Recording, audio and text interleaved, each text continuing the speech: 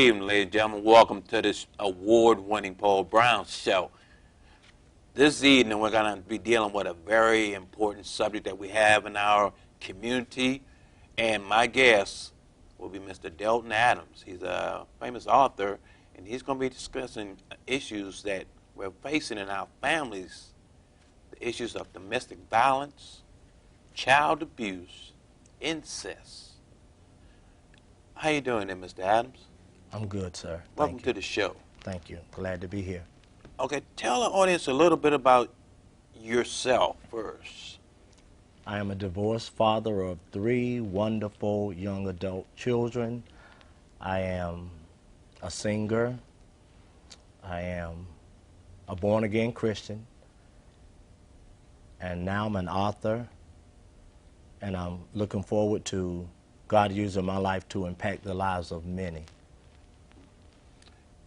And what we're going to be talking about is a subject that's really touching in the lives of our families. And one of the topic is domestic violence. How did you have to go through that in your life? Even to this day, that's one of the most painful memories that I have to live with for the rest of my life, because my parents were married for 18 years, and as early on as I can remember, even before the first grade, I had to witness my mom endure extreme domestic violence. I mean, there's some situations that I talk about in my book that just, I can't even believe that actually happened, and that my mom survived it, and that her siblings, her 3 children, survived it. So that's a very touchy subject. It's a very painful subject, but it's something that continues to go on in society, and we need to do more as far as bringing it to the forefront, and public service announcement, exposure, educating people about the seriousness of domestic violence. Okay, when you, as a child, went through something as far as seeing your mother being abused by your father, how did you handle that as a child? And how far along did it go? There was one particular incident that I write about in my book when I was in the 2nd or 3rd grade, when my father had knocked my mother down in the floor in the kitchen, and blood was coming out of the corner of her mouth, and she began to scream and cry and asked me to go get June, which is her brother, my Uncle June. He lived at the end of the apartment complex, he and his wife. And my father put his foot over her head and threatened to crush her skull if I ran out of the door to go get help for my mom. And so then he demanded that I go back in my bedroom, and I just cried, and I ran in the bedroom, and I just felt tormented because I was helpless. I was absolutely helpless. I was too afraid of him. And so what can you do other than just lay in the bed and cry and hope that your mother survived another round of domestic violence? Okay, as you notice this going on over and over, what point didn't you feel like you needed to contact like the police or something, or authority, or tell someone? At the time, being so very young, I was unable to even think that way. You're talking about 1st, 2nd, 3rd, 4th, 5th, 6th grade, 8th grade. It was, my parents divorced after the 8th grade, and it wasn't until after the 8th grade that I began to think about ways of getting back at my father. But I was just so relieved that my parents finally did divorce after the 8th grade. But there were so many incidences all the way up until my parents divorced, whereas my mom was in a situation where we literally thought our father was going to kill her. And just knowing that I would have to get dressed in the morning to get ready to go out to the bus stop, but then I would stop by the master bedroom, hoping that my mother literally was not in the bedroom dead, because at times my father during the night would lock the master bedroom door so that he could beat her like he wanted to, because by this time we were in middle school, so we were a little bit bigger than we were in elementary school. And so that we would not be able to come to her rescue, he would lock her in the bedroom and then beat her. And so it's just a painful reminder of all of the extreme domestic violence that my mom had to endure, and that we also had to suffer through as well. When you had to go to school, how were you able to go through the process of going through the school, in class, dealing with this type of thing going on at home?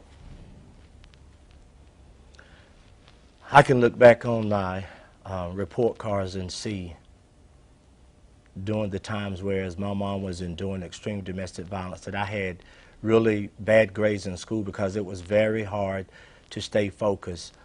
My father was a prominent businessman, and my mom helped my father run several of his businesses. And I remember my mom being in there in a retail record store, looking so beautiful, but she had to wear shades most oftentimes because her eyes would be black and blue and her lip busted up. And so, you know, she, but in spite of all that, I can honestly say that my mother, she showed us love and she was a pillar of strength for us.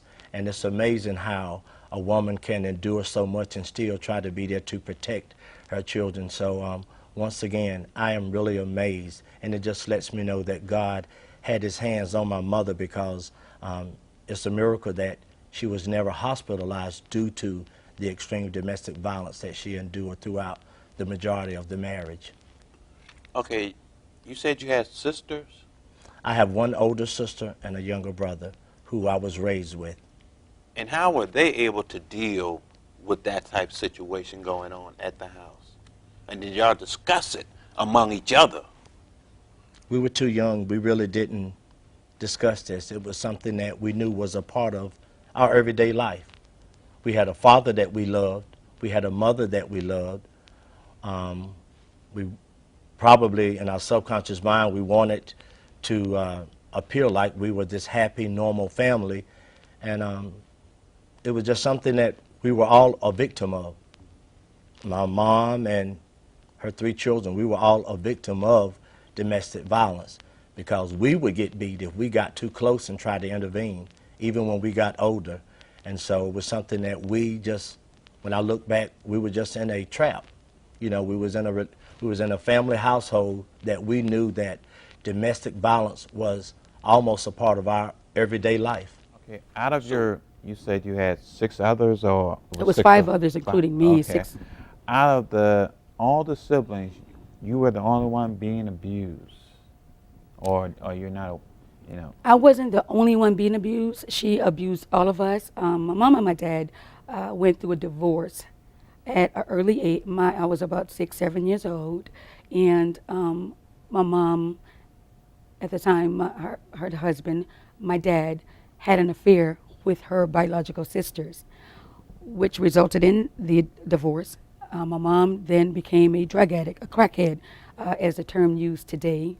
So we were all in a very abusive situation there with my mom, but I bear the roughest burden of all of that abuse. One, because I found out later that I was somebody else's child. I was that other man that she had an affair with child.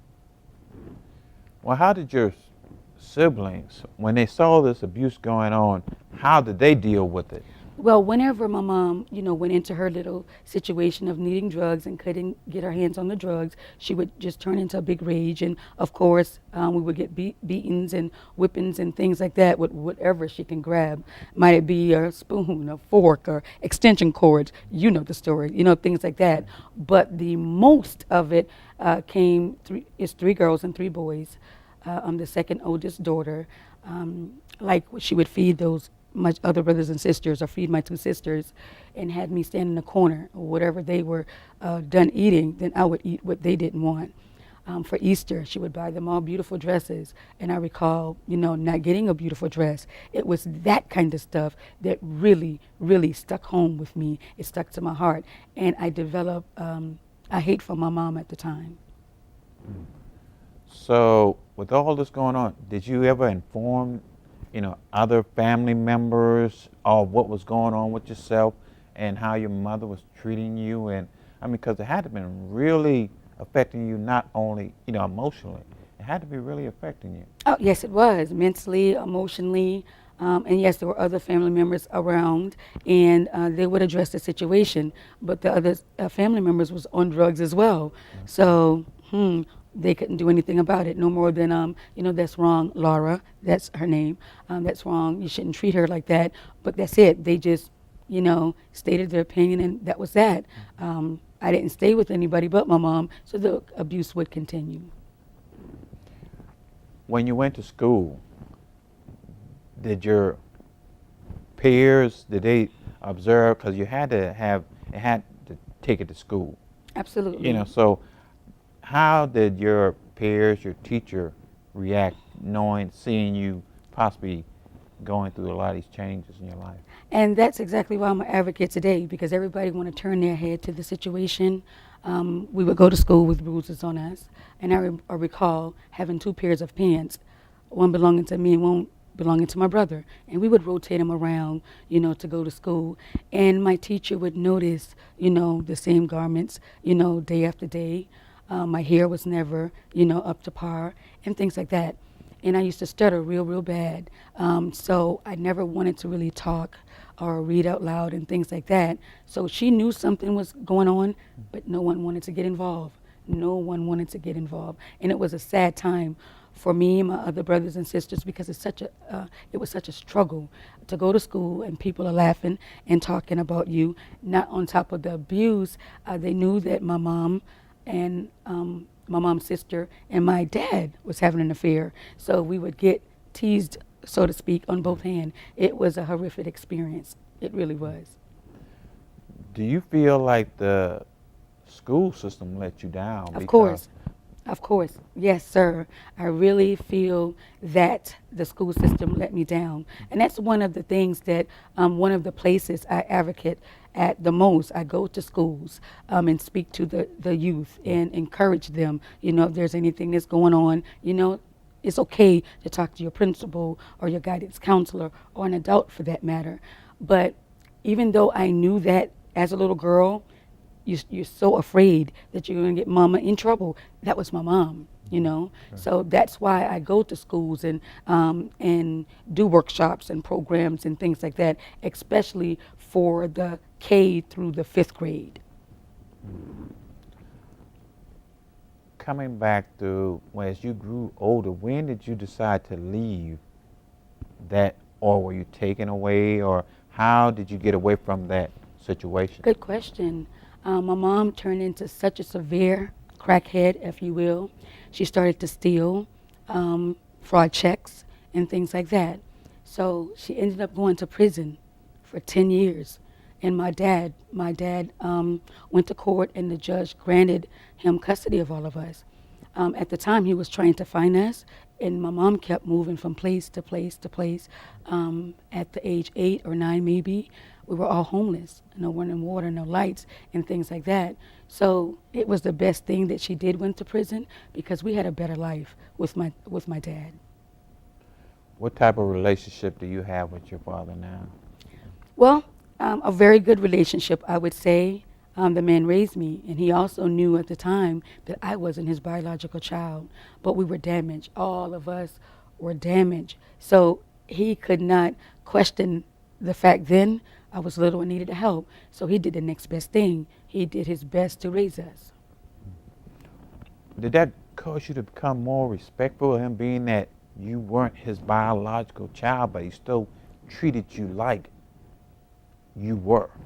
Yes, it gives the ultimate, it allowed me to give the ultimate respect to my father. He, too, suffered some abuse in his childhood by way of not being able to finish school. He dropped out at the grade 6 to take care of his mom and things like that. So he never had a lot of education, but he had a lot of he had a lot of common sense. And I remember him lining all of us up on a Sunday morning looking at Jimmy Swaggart. And it was just one TV show I recall looking at. Jimmy Swaggart at the time talked about forgiveness and how we had to forgive the people that really hurt us. And I wrestled with that thing because I did not want to forgive my mom. I wanted to hate this lady for all that she suffered me. But I felt better when I forgave her. What caused you to forgive her, and at what point? Was it when she came back from prison, or while she was still in prison, or at what point did you decide you needed to forgive your mother? Actually, believe it or not, my dad, he always taught us to love our mom and to pray for this lady. Um, and it was remarkable to me hearing that, knowing that I wasn't his child, and for him to still, encourage us to love this lady because I was too young at the time to realize this. I think he knew that it was something else going on with her other than, just her being her. He knew that there might have been some abuse or sickness or something going on with her. So he always led us in a prayer at night, and we would pray for my mom. Okay, as you came along in life, where do you see yourself as far as dealing with your past in today's? It's a lot more in depth than what I'm sharing right now. It really caused me to be a different individual because all I wanted my mom to do was to love me. My big question was, what's wrong with me? You don't love me. Break my heart as a child, and it breaks my heart as a young lady. But like I said, I knew I was born for a purpose. Sure. So I never let her mistreating me stop me from getting to any destination, any goals in my life. I took the hurt and I turned it into strength. I had an older sister, but I became the older sister, by encouraging them as well, because it's a big deal when it's your own mom doing this abuse to you. And whenever she would, get high and things like that, these other crackheads would be there and other men, and they would start to abuse my sister and I.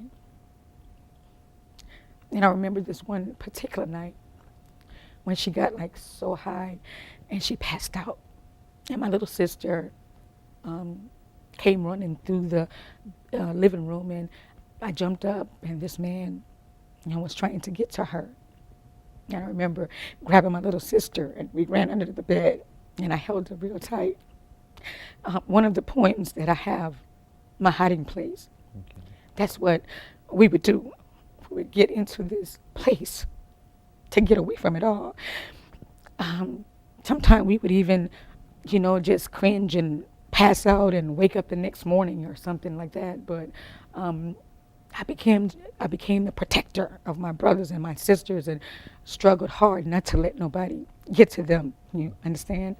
So. Okay, how easy was it to be able to tell your story and put it in a book? It wasn't easy, and I'm gonna tell you why. Writing my book was challenging. It took me 4 years to write this book. I started writing this book towards the end of 2013, beginning of 2014. And as I would remember and trying to relive situations and experiences so I could write my book, when I say your mind is a powerful thing, I would be reliving these situations to the point I would taste the dope, I would taste the alcohol. Sometimes I can almost feel or go through the emotions of the acts that I was doing to get my dope. I mean, it was just so unreal. So I had to just stop, refresh, regroup, and refill. A lot of times, because I didn't want to think or feel that way, that's one place I would never want to go, or I would never want to wish that on no one. Being addicted to drugs and alcohol is something serious. It's a really bad disease, and it's something really hard to come from. Okay. So writing my book, it really was hard for me, but it really made me strong too, because I was able to get those feelings, pray about them, and let them go.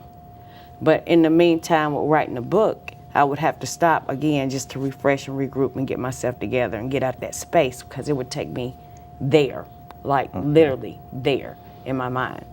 So it was difficult at times, but I got it done. I finished my book August 2017, August 2nd to be exact. I did finish and get everything published. I got everything proofread. Now, with that being said, because my book is so raw, Okay. I went through 3 different publishing companies to get my book published. And due to the content of my wording, it's so street and so raw, they didn't want to publish my book. They wanted to change my words. Okay. And changing my words, it wouldn't have been my book. That wouldn't have been my story, which I have a problem with. Well, I had a problem with back in the day. We'll get to that later. But with the book being written, it was like really hard to get somebody to publish me at first. Again, I went through 3 different publishing companies. I ran across Miss Lisa Santiago. She's with Empowerment Publishing and Multimedia.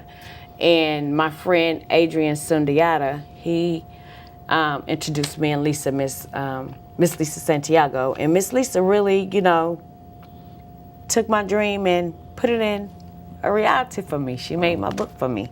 And I really thank her for that, because changing my words to my story, it wouldn't have been my story. And I can't give you something that I didn't have.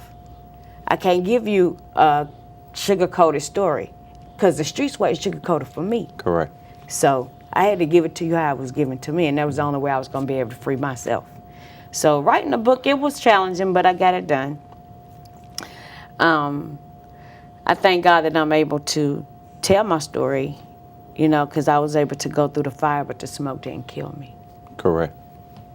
So it was challenging at times. Now I know for a lot of the viewing audience, they probably want to know, when did the addiction start and what made you get into that lifestyle? Well, it's all in my book, so I can give you some. Yeah, let's give us a little something. My addiction started, my first love was alcohol. Just taking little sips here and there. Okay. Be at cookouts, fish fries, family gatherings, just doing stuff. And I just liked the way alcohol made me feel. And then it was to the point to where I would be drunk and wouldn't nobody know. Okay. So I like that. And then I can cover that with some toothpaste, mouthwash, peppermint, bubble gum. Correct. And I can, still have that feeling of the alcohol. So alcohol pretty much was my open, or as they say, your open gate to the drug way. And then from there I started smoking marijuana, but I don't think marijuana is a drug. I don't consider marijuana a drug. Then from there it was like doing the pills and the powder and the crack cocaine, which all came with the lifestyle I was living, because I was a stripper as well. But it's all, again, in my book. So it was around about the age of 15, 16, maybe, when I started taking like little sips and stuff. Okay. So I'm gonna say it was like, that's when everything pretty much started. I just didn't know that it was gonna snowball into what it did. And it did. So what did your parents say to you? Did they see this coming into, because of your age? I mean, you know what I'm saying? No, because they was addicts too. Okay. So, no. They didn't see it. They didn't see it. I wish they would have, but they didn't. So what made you stop that lifestyle? Again, it's all in the book. I have a passion for life. I love life. And God blessed me with a little girl. Okay, all right. And that pretty much stopped all my addiction process. The way that it happened, you're making me give my book. Oh, no, The I mean, way that's that a it whole, happened yeah. is that I ended up going to prison for something that I did, and I was looking at a lot of time, and they ended up telling me during the time that I was in jail that I was pregnant. And it just pretty much changed my life around. And then when I found out I was pregnant and how many months I was, I had 2 doctor's appointments, and she was here. And I asked God before she was born, I was like, if you can bring her here with no informalities, no disabilities, and just make her perfect for me. I wouldn't do another drug in my life, and that's what happened. That's a good feeling, isn't it? You know. Her name is Heaven. Okay, I know Heaven's really proud of you. Yeah, she is. She is. And I know you have more kids. You know, how do they feel about their mother now? Oh, You know? now they love. Oh, they always love me though. It's never been like I drugged them through my bullshit. Excuse me, but it was like I had a village, which is my family, my sisters. Thank God for my family. They stepped in the time of need. So when I was out here in my mess doing my mess, my sister stepped up and, you know, did what needs to be done for my other kids. And I'm grateful for that, because I could have really just really messed their life up, you know, Correct. just dragging them through my mess. And today we have a great relationship. Everybody is older now. They're in between the ages of 30 and Heaven is 11. So everybody is, you know, we pretty much good. We're pretty much good. They're proud of me and I'm proud of them. And they help me out a lot, you know, believe it or not, as far as, you know, my work and stuff. They really do. And they're very involved in a lot of things that I'm doing. They're very supportive. I love my kids. I see you're getting emotional. I mean, does you know, how you're doing right now, the blessing that God have gave you, what all makes you so emotional right now? I got emotional when I talk about Heaven, because she's my saving grace. She is. That's why I tell people today, I try not to get upset and get back into that way of life, or even the violent part of it. She stopped a lot of stuff. I think about her and everything that's wrong goes away. Everything. Like, she just stops a lot of stuff.